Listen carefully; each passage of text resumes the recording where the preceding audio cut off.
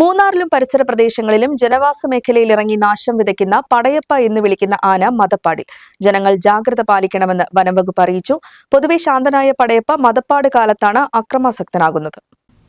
മൂന്നാർ മേഖലയിൽ സ്ഥിര സാന്നിധ്യമായ കാട്ടുകൊമ്പൻ പടയപ്പ മദപ്പാടിലെന്നാണ് വനംവകുപ്പ് നൽകുന്ന വിവരം. മൂന്നാറിന് സമീപം ഗൂഢാർവിള എസ്റ്റേറ്റ് നെറ്റിക്കുടി ഡിവിഷനിലാണ് മദപ്പാടിൽ പടയപ്പയെ കണ്ടെത്തിയത്. ഒരാഴ്ചയായി വിനോദസഞ്ചാര കേന്ദ്രമായ മാട്ടുപ്പെട്ടിയിൽ കറങ്ങി നടക്കുകയായിരുന്നു പടയപ്പ. 3 ദിവസം മുമ്പാണ് വനംവകുപ്പ് ഉദ്യോഗസ്ഥർ വനത്തിനുള്ളിൽ പടയപ്പയെ കണ്ടത്. തുടർന്ന് RRTയുടെ 2 ടീമും വെറ്റിനറി ഡോക്ടറും പടയപ്പയെ നിരീക്ഷിച്ചു വരികയാണ്. പടയപ്പ മദപ്പാടിലായ സാഹചര്യത്തിൽ ജനങ്ങൾ ജാഗ്രത പാലിക്കണമെന്ന് വനംവകുപ്പ് അറിയിച്ചു. പൊതുവെ ശാന്തനായ പടയപ്പ മദപ്പാട് കാലത്താണ് അക്രമാസക്തനാകുന്നത്. പൊതുജനങ്ങളും വാഹനങ്ങളും ആനയിൽ നിന്ന് അകലം പാലിക്കണം. ആനയുടെ അടുത്തേക്ക് പോകാനോ ചിത്രങ്ങൾ പകർത്താനോ പാടില്ല. സഞ്ചാരികൾ ആനയെ കണ്ടാൽ വാഹനങ്ങളിൽ ഉച്ചത്തിൽ പാട്ടുവെച്ചും ഹോൺ മുഴക്കിയും പ്രകോപിക്കരുതെന്നും ഇത്തരം പ്രവൃത്തികൾക്കെതിരെ കർശന നടപടിയുണ്ടാകുമെന്നും Munnar range officer S. Biju അറിയിച്ചു.